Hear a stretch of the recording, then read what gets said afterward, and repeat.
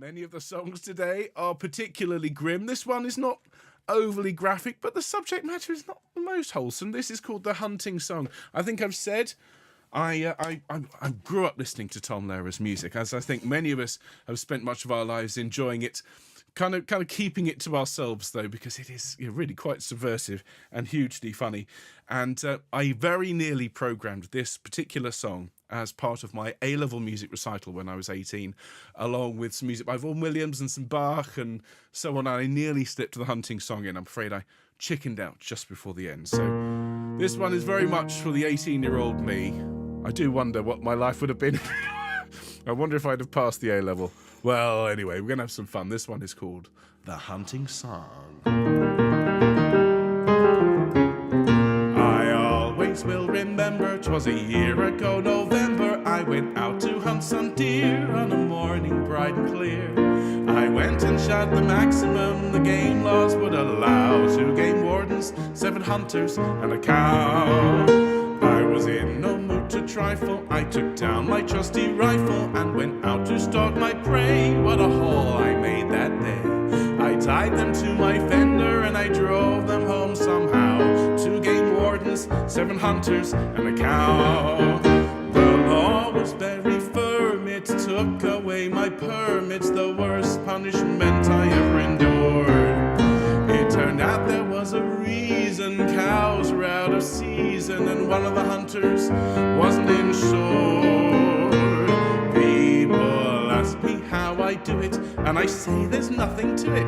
You just stand there looking cute, and when something moves, you shoot. And there's 10 stuffed heads in my trophy room right now. 2 game wardens, 7 hunters, and a purebred Guernsey cow.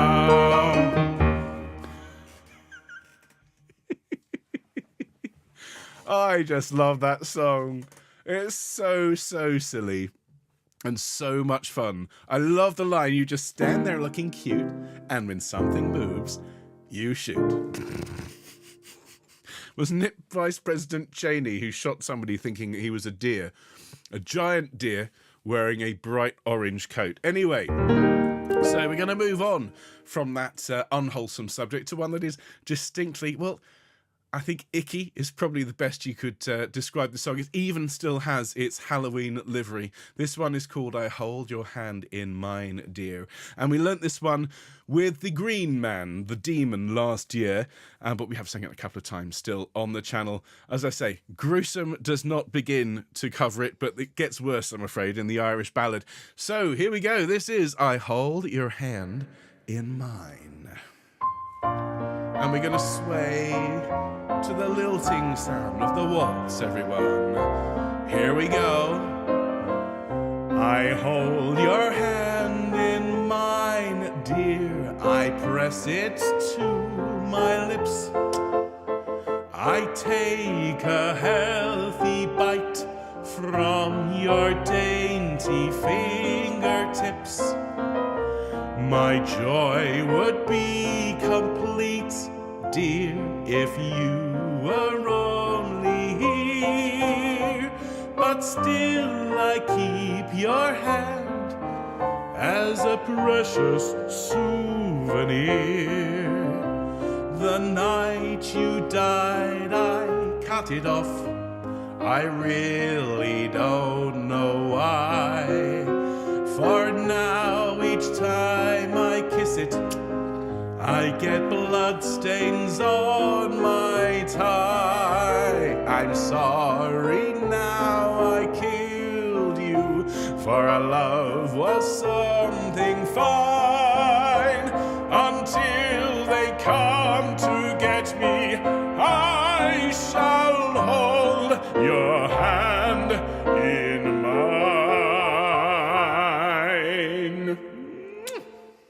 Ugh. Yeah. If you're still here, then hopefully that song didn't bother you too much. But it does, I'm afraid, get a little bit worse with the Irish Ballad. So let's consider this the cut-off point, okay? Beyond this point, Here be dragons. Just beware, folks, and I hope you enjoyed that one. Or, as the demon would say, endured. Let's move on to sing something again from the unwholesome side of the choral repertoire. This one we've sung many, many times on the channel, and I'm reminded whenever we sing it of the beautiful park we have very close to where we live, full of trees and grass, and there's a playground there, and lovely, lovely wild animals, and then there's lots and lots of cats, including ours, who stalk around there in the aim of, well, we in the house we call it the external buffet. And they do prowl around there in the hope of finding something feathered or furry to mutilate and mangle and then bring home to share with the family. And so this one, although it's very much aimed at humanity, I do also dedicate this to all of the cats out there who bring in various animals and birds in various states of distress and or life. And in particular to our stupid cat Gilbert, who likes bringing in birds and then finishing them off on the lawn in front of the children. Here is Poisoning Pigeons in the Park, everyone.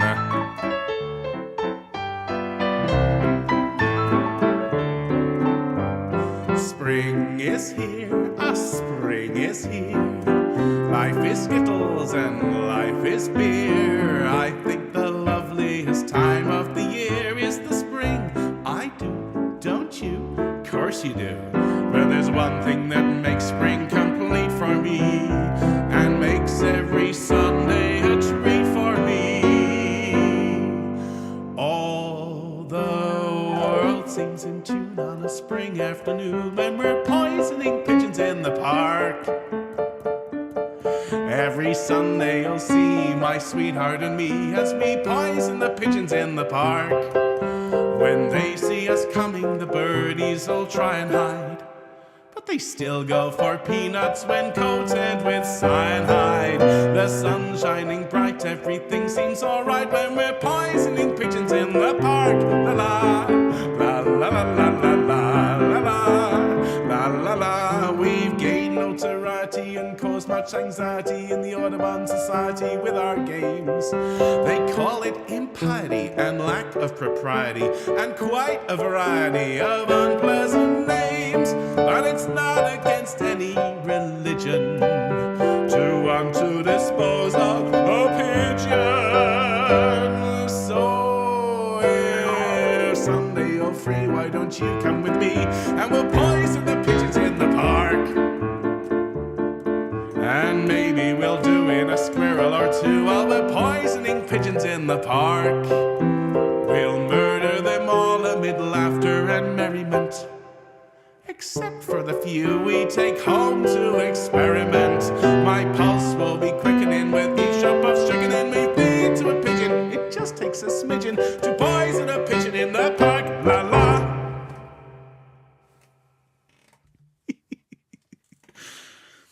It wasn't until I set up this channel and taught this song I learnt what the Audubon Society is. I heard it for years, many, many times. Of course, it's the Bird Appreciation, the Bird Lover Society. The equivalent of the RSPB in the States, the Audubon Society. It makes so much sense. Goodness me. And it's not against any religion to want to dispose of the pigeon. I think the Buddhists would like to have a word, don't you think? So, now on to the new song for today. And if you think it's been grim so far, I'm afraid Tom Lehrer would like to introduce you to the Irish Ballad.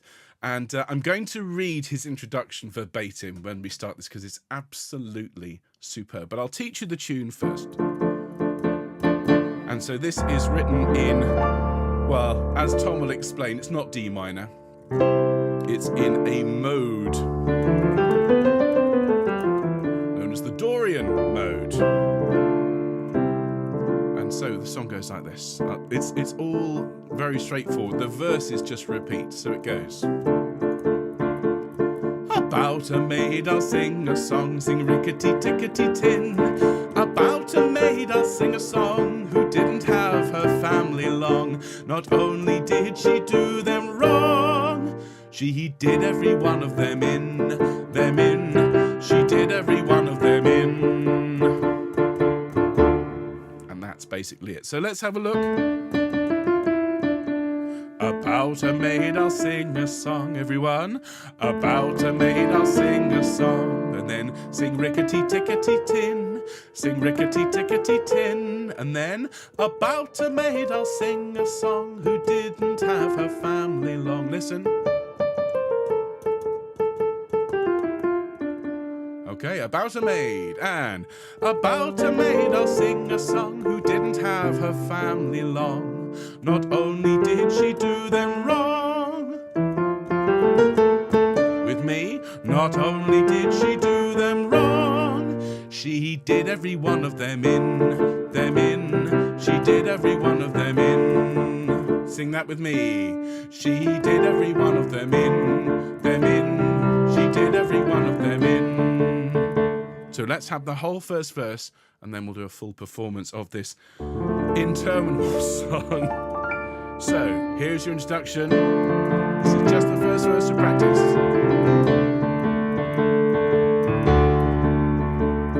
About a maid I'll sing a song, sing rickety-tickety-tin.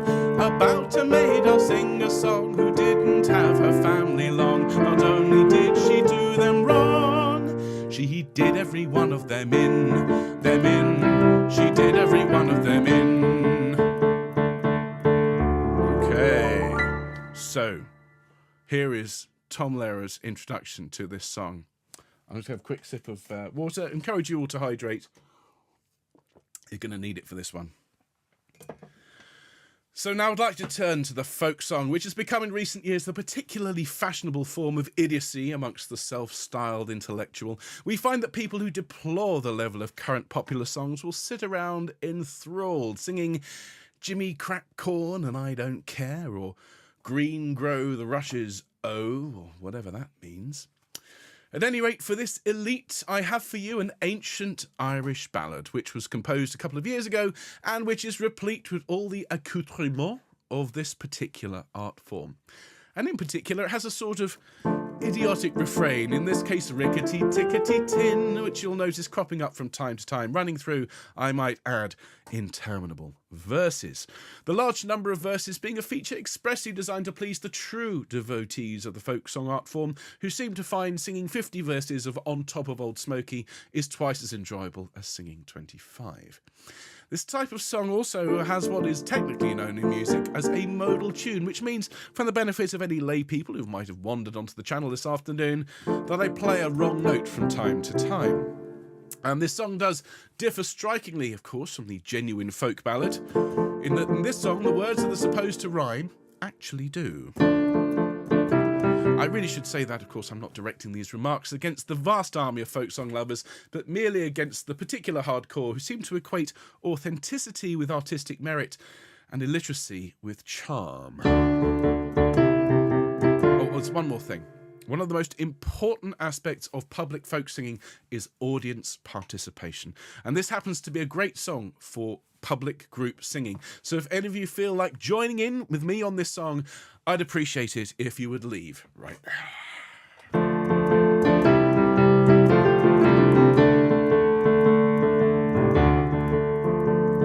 About a maid I'll sing a song, sing rickety-tickety-tin.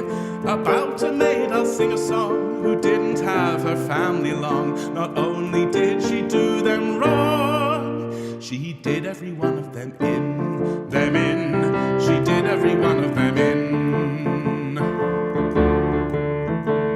One morning in a fit of pique, sing rickety-tickety-tin. One morning in a fit of pique, she drowned her father in the creek. The water tasted bad for a week, and we had to make do with gin, we had to make do with gin. Doesn't sound too bad.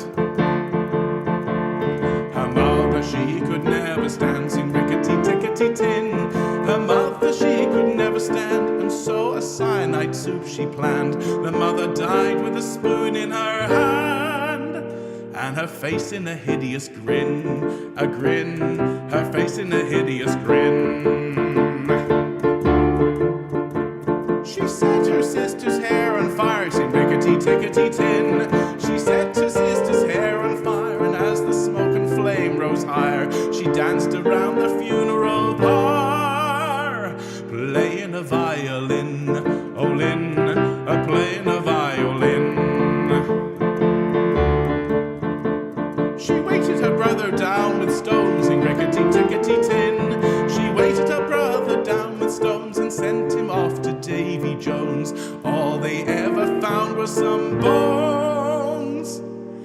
and occasional pieces of skin, occasional pieces of skin. I told you it was grim. One day when she had nothing to do, sing rickety-tickety-tin. One day when she had nothing to do, she cut her baby brother in two and served him up as an Irish stew. And invited the neighbours in, invited the neighbours in. And when at last the police came by, sing rickety-tickety-tin. And when at last the police came by, her little prank she did not deny, for to do so she would have had to lie. And lying she knew was a sin, and lying she knew was a sin. My tragic tale I won't prolong, sing rickety-tickety-tin. My tragic tale I won't prolong, and if you do not enjoy the song, you've yourselves to blame if it's too long. You should never have let me begin. You should never have let me begin.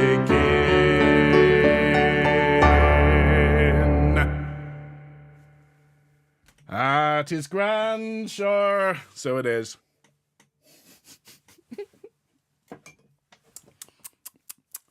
I thought the water definitely tastes bad. We're going to have to go to the gin earlier than planned. Don't say I didn't warn you. I definitely warned you. Any of you out there feeling a bit queasy, you had plenty of opportunities. All I'd say is if you've got any kind of stew planned for this evening, you might want to change your plans. So we're going to, well, not quite wrap things up. I think we have time for the Christmas song after this.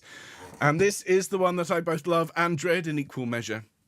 Dear Emma challenged me to learn this one some years ago, and it was a pleasure and also an enormous challenge because of a couple of key parts of this, but it's also great fun. And it's one of the pieces where I'm sure you know, if you've been onto Tom Lehrer's website, he has all of the scores for his wonderful, wonderful pieces. As you can see here, the Christmas Carol here, which we shall be singing later on. He's given them all away, and I thought I eagerly went along looking for Lobachevsky. And of course, there's no score for Lobachevsky. He played it all. He invented it as he went along, effectively, and so I've had to transcribe his piano part and basically try and do what he did, which is almost impossible, but I'm going to do my best. So everyone, time for Lobachevsky. Who made me the genius I am today? The mathematician that others all quote? Who's the professor that made me that way, the greatest that ever got chalk on his coat? One man deserves the credit, one man deserves the blame. Nikolai Ivanovich Lobachevsky is his name. Hi, Nikolai Ivanovich Lobachevsky. I never forget the day I first meet the great Lobachevsky. In one word, he taught me secret of success in mathematics. Plagiarize, plagiarize. Let no one else's work invade your eyes. Remember why the good Lord made your eyes, so don't shade your eyes. But plagiarize, plagiarize, plagiarize. Only be sure always to call it, please, research. And ever since I meet this man, my life is not the same. Nikolai Ivanovich Lobachevsky is his name. Hi, Nikolai Ivanovich Lobachevsky. Never forget the day I'm given first original paper to write. It was on an analytic and algebraic topology of locally Euclidean metallization of infinitely Riemannian manifold. Boże mój. This I know from nothing. What I'm going to do. I think of great Lobachevsky and I get idea. I have a friend in Minsk who has a friend in Pinsk, whose friend in Omsk has friend in Tomsk, whose friend in Akhmolinsk, his friend in Alexandrovsk has friend in Petropavlovsk, whose friend somehow is solving now the problem in Dnepropetrovsk.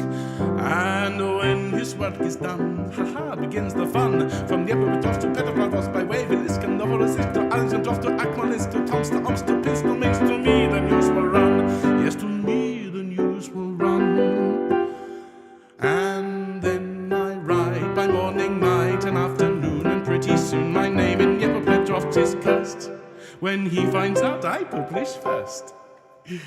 And who made me a big success and brought me wealth and fame? Nikolai Ivanovich Lobachevsky is his name. Hi, Nikolai Ivanovich Lobachevsky. I'll never forget the day my first book is published.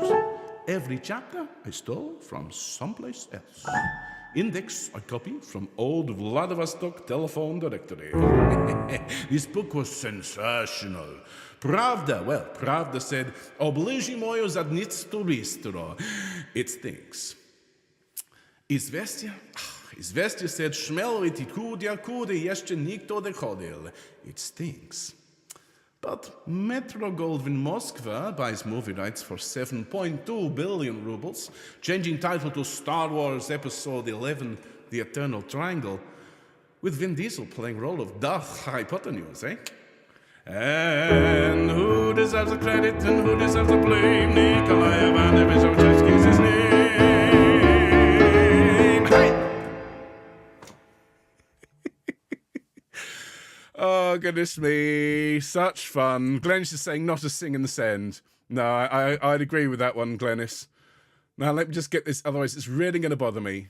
Analytic and algebraic topology of locally Euclidean methodization of infinitely differentiable Riemannian manifold.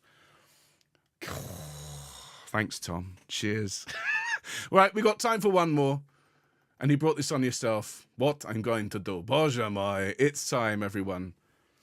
It's not, but it is. Christmas time is here, by golly. If you don't believe me, go to the shops. They've all got their Christmas stuff up. There's a little bit of Halloween stuff on sale, but if you go to the shopping malls, you go to the shops, Christmas is here. And so this one is for all of you.